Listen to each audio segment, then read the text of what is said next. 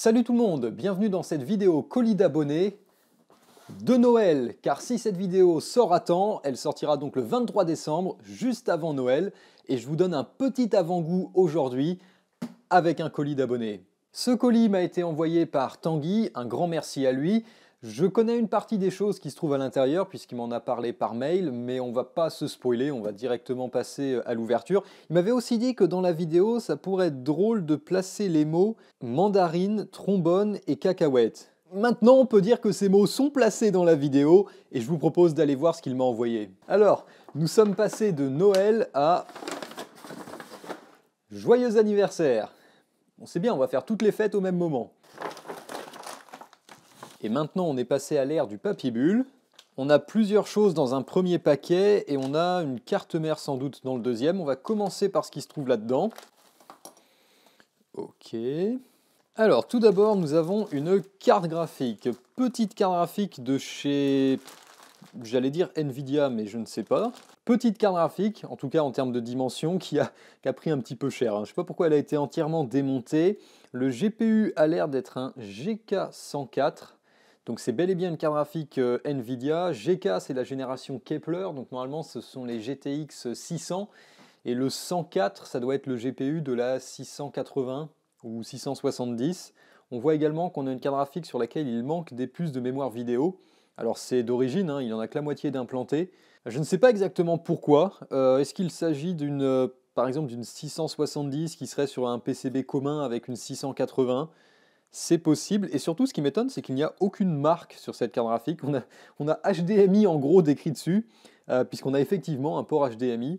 Et ah si, c'est une carte graphique de chez MSI. Voilà, il faut juste le voir ici sur l'équerre PCI Express. Je prendrai certainement le temps de la tester, alors ça fera sans doute pas l'objet d'une vidéo, mais il faut que je trouve un dissipateur et la brancher pour voir si elle est toujours fonctionnelle. Il faut savoir que dans ce colis, comme dans la plupart des colis qu'on m'envoie, ce sont des objets défectueux, donc il y a très peu de chances que cette carte graphique fonctionne. Ensuite, on a un autre sachet avec des barrettes de RAM. Beaucoup de barrettes de RAM d'ailleurs. Je pense que l'on a des barrettes un petit peu anciennes. Donc là par exemple, on a 256 mégas en DDR, première génération. Ici on a 1 giga en DDR2.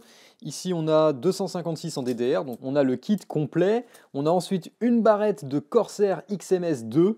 Donc c'est la DDR2 de chez Corsair. J'en ai aussi déjà des barrettes comme ça, je ne sais plus où est-ce qu'elles sont ou dans quel PC elles sont. Donc c'est une barrette de 1 giga en 800 MHz. Il me semble que ce sont les mêmes. J'en ai deux comme ça. Et je crois que ce sont des barrettes de 1 giga également. On a aussi deux barrettes ici de chez Samsung qui viennent d'un PC HP. On est sur de la DDR2 là encore, mais on est sur 4 gigaoctets de DDR2 et ça doit être des barrettes en ECC. Barrettes ECC avec registre, c'est pour ça qu'elles ont le dissipateur dessus. Et on a également deux barrettes ici, donc on a une barrette qui vient de chez HP encore une fois en DDR2 1 Go, la même que celle qu'on a vue précédemment. On a celle-ci qui est une barrette de 2 Go de DDR2, sauf que c'est une barrette no-name avec des puces de chez QL Monda. C'est ça, c'est QL Monda. Aucune idée, on a l'impression qu'elles ont été regravées d'ailleurs.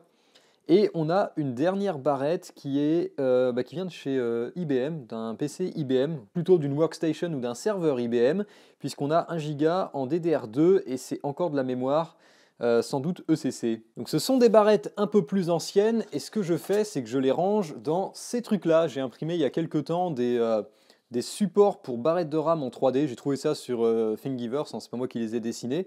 Et j'en ai imprimé deux comme ça. Et c'est assez pratique pour ranger les barrettes de RAM. Sur le premier, j'ai mis la SDRAM et la DDR1. Donc je vais pouvoir ranger par exemple les deux barrettes de DDR1 que l'on a. Et sur le deuxième, j'ai mis la DDR2 et la DDR3, mais comme vous pouvez le voir, il commence à déborder un peu, donc je vais sans doute être obligé d'en imprimer un troisième, surtout si je veux ranger tout ça. Probablement qu'il y en a de défectueuses, mais je verrai ça au fur et à mesure. Et nous avons un troisième sac avec cette fois-ci plein de processeurs. Alors qu'est-ce que l'on a ici? On a des processeurs Intel, on a des processeurs AMD. Oh, intéressant, ça on n'en a jamais vu sur la chaîne. La plupart sont des anciens processeurs pour socket 775 ou plus précisément socket 771, c'est-à-dire la version professionnelle, puisque ce sont des Xeon. Ici on a un Xeon 5150, alors je ne les connais pas spécialement, je ne peux pas vous dire ce que ça vaut précisément. Ici, on a un Xeon X5460 qui doit être un peu plus costaud. On a un X5450. On a encore un X5460 cette fois-ci. On a un autre, cette fois-ci c'est un L5430.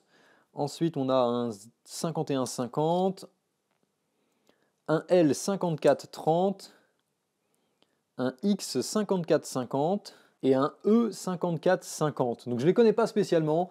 J'ai pas de carte mère en socket 771. En revanche, il y avait une bidouille à l'époque qui permettait de les faire marcher sur certaines cartes mères en 775. Intéressant aussi parce que j'en avais jamais vu de près, on a des AMD Opteron.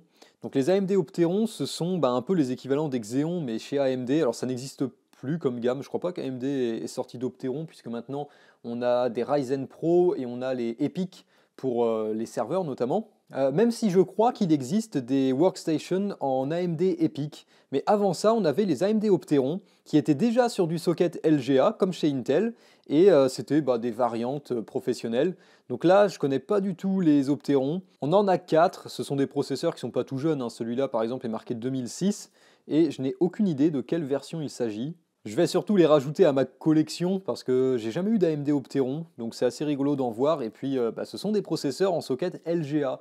Donc le LGA chez AMD, c'est pas quelque chose de nouveau. Et avant d'avoir les Ryzen 7000 maintenant qui sont en LGA, il y avait déjà les Opteron il y a très très longtemps. Et alors on a un autre processeur dont il m'a parlé, et là j'ai juste un mot à dire, c'est what the fuck. Ça fait plus qu'un seul mot, mais regardez-moi un peu ce truc. Il m'en a parlé, apparemment il a acheté ça sur eBay, et on est sur le plus gros scam du monde. Je ne sais pas ce qui s'est passé. Donc on est marqué Core i7 7700K. On est sur un substrat qui est le même que celui d'un processeur en socket 775.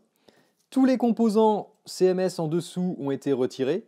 Et vous pouvez voir que le truc est complètement cramé, genre comme si quelqu'un l'avait passé sur un barbecue. Regardez, les coins sont complètement arrondis. Enfin, je sais pas, il y a quelqu'un qui a joué au foot avec, qui l'a mis sur un barbecue, et l'arrière est complètement plié. Enfin, c'est n'importe quoi. J'ai jamais vu ça. Ça sent le gros scam, c'est-à-dire quelqu'un qui a enlevé l'IHS de son 7700K, qui l'a collé sur un autre processeur, donc en socket probablement 775, et qui l'a ensuite, qui a fait un retour avec, retour SAV ou je sais pas quoi, retour Amazon. On va essayer de le décapsuler par curiosité.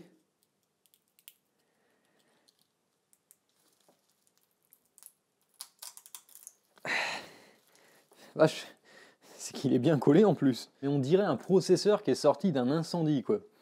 Avec une IHS de 7704 collée dessus.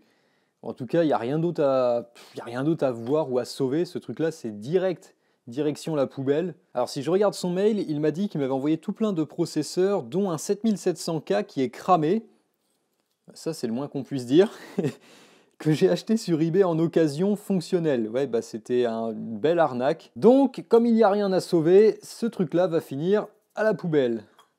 Et bien sûr, j'ai gardé le meilleur pour la fin, car on a un AMD Ryzen, un vrai processeur AMD récent cette fois-ci, et on va vite savoir précisément de quoi il s'agit. Wow, ok. Donc il s'agit d'un Ryzen 7 5800X. Un 5800X. Alors bien sûr, s'il me l'a envoyé, c'est pas pour rien, c'est parce que ce processeur est également HS. C'est un processeur qu'apparemment il a utilisé dans son PC, mais il lui est arrivé la mésaventure qu'il arrive à beaucoup de monde, c'est-à-dire que lorsqu'il a retiré le système de refroidissement, le Ventirad, eh bien, le processeur est parti avec, et au passage, il a perdu quelques broches. Et effectivement, si on regarde ici dans le coin du processeur, alors c'est toujours difficile à montrer à la caméra, mais il manque 3 broches sur la pointe, 3-4 même, et il y en a une de tordue ici au milieu. Il n'est pas trop méchamment endommagé, donc il y a peut-être une chance pour essayer de le sauver. Il me semble qu'il m'a dit qu'il avait racheté un processeur à la suite de ça. J'ai déjà réparé un AMD Ryzen, un 3700X dans une vidéo précédente, je vous mettrai le lien dans les fiches si ça vous intéresse, et j'avais réussi à le sauver. D'ailleurs il fonctionne toujours, je l'utilise toujours, et je crois qu'il y avait plus de dégâts que ça sur ce processeur. J'espère pouvoir redonner une seconde vie à ce 5800X, peut-être que ça fera l'objet d'une vidéo, c'est pas sûr parce que c'est vrai que j'en ai déjà fait une sur le sujet.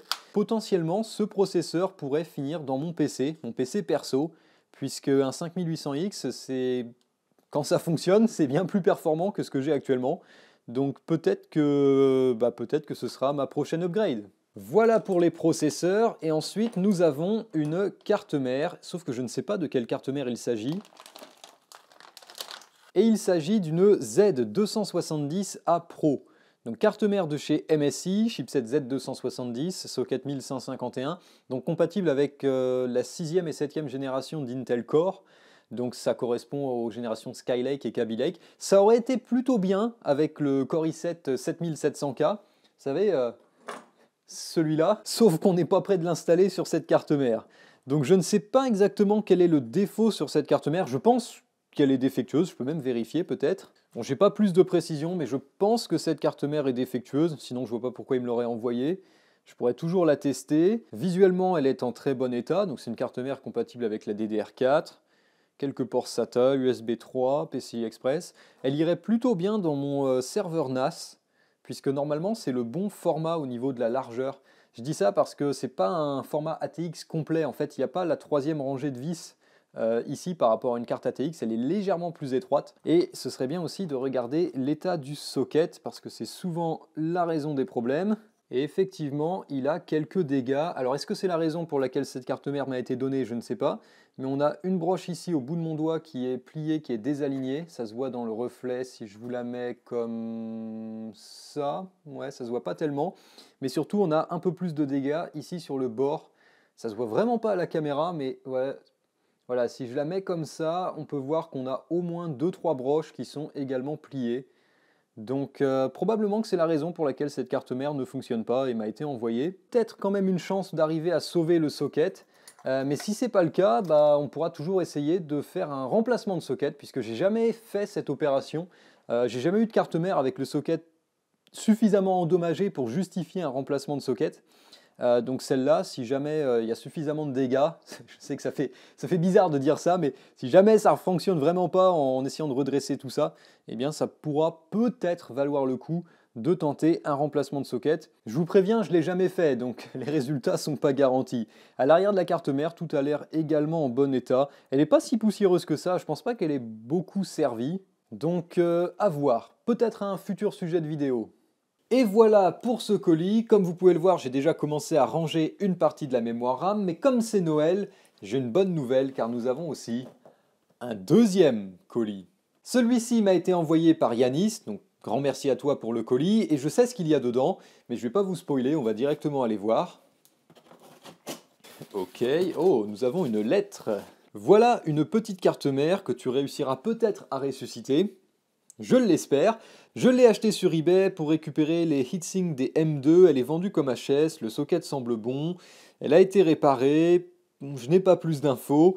Bon courage pour la réparation. Continue ton travail au top. À une prochaine, Yanis. Eh bien, un grand merci à toi. Alors oui, c'est une carte mère qu'il a achetée sur eBay parce qu'il avait uniquement besoin des dissipateurs pour les SSD M2. Et c'est une carte mère qui était vendue comme HS. Il me semble qu'il m'avait envoyé le lien de l'annonce eBay, donc je pourrais même vous la mettre dans la vidéo. Et on a donc affaire à une assez belle Maximus 11 Hero. On est sur une carte mère de la gamme Republic of Gamer, Maximus plus précisément, donc une carte plutôt haut de gamme de chez Asus, et ça se voit dans la construction. On a un modèle qui est très bien équipé. On peut voir aussi qu'il manque effectivement les deux dissipateurs, puisque c'est la raison pour laquelle Yanis a acheté cette carte mère en premier lieu. Et la carte mère est en très bon état, mais je soupçonne que cette carte soit un retour SAV. Et je m'explique pourquoi. Oh, ok, j'ai perdu une vis aussi. Et donc oui, je soupçonne que cette carte soit un retour SAV. Pourquoi? Parce qu'au niveau des dégâts, on peut voir qu'ici, il y a une petite réparation qui a été tentée avec visiblement deux pistes qui ont été pontées. On peut voir ici que les broches sont un petit peu écrasées, alors je ne sais pas quand est-ce que ça s'est produit, mais ça c'est typiquement le genre de dégâts que l'on peut avoir quand on installe la carte mère dans son PC, et puis qu'on la frotte un peu contre les entretoises qui sont sur le fond du boîtier, et c'est typiquement le genre de dégâts que l'on peut causer.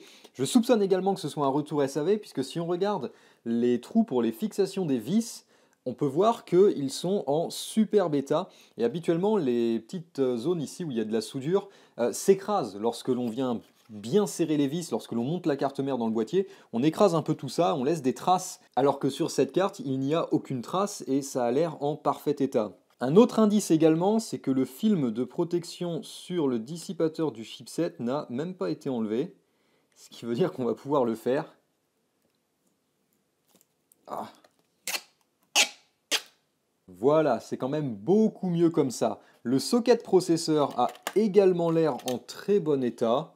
Non, visiblement il n'y a pas de dégâts à l'intérieur, ce qui est plutôt une bonne nouvelle. Alors c'est un socket 1151 comme la carte mère précédente. La différence c'est que là on a un chipset, sur l'autre on a un chipset Z270 qui est donc compatible avec les générations 6000 et 7000, alors que là on a un chipset Z390 qui est compatible avec les générations 8000 et 9000. Et il n'y a pas d'intercompatibilité entre les deux, même si c'est le même socket et que physiquement le processeur va rentrer à l'intérieur. En dehors de ça, pas grand chose à dire, c'est une Maximus 11 Hero, donc on a un assez gros dissipateur sur les phases d'alimentation, nos 4 slots de RAM en DDR4, petit afficheur de debug, bouton start.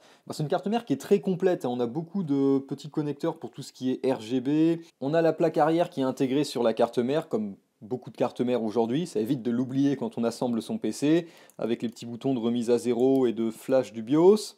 Et puis voilà, donc carte mère très complète, assez récente également, et qu'il va définitivement falloir que je teste pour peut-être essayer de la sauver, parce que honnêtement, ça en vaut quand même la peine. On a des dégâts physiques, donc ça va aider à peut-être trouver le problème. J'espère que je vais pouvoir la ressusciter, peut-être que ça fera l'objet d'une vidéo, on verra. Et puis voilà. Voilà, c'est tout pour cette petite vidéo colis d'abonnés. On a encore du matériel à tester, peut-être que ça fera l'objet de vidéo, peut-être pas, ça dépend évidemment des choses. Tout ne fera pas l'objet d'une vidéo, ça c'est clair. Encore une fois, un grand merci aux 2 personnes qui m'ont envoyé ces colis. Et si vous avez aimé cette vidéo, n'hésitez pas à la liker, à la partager, à vous abonner si ce n'est pas déjà fait. Vous pouvez aller faire un tour sur utip.io/goodwin pour soutenir la chaîne. Je vous souhaite également de joyeuses fêtes et je vous dis salut à tous et à la prochaine.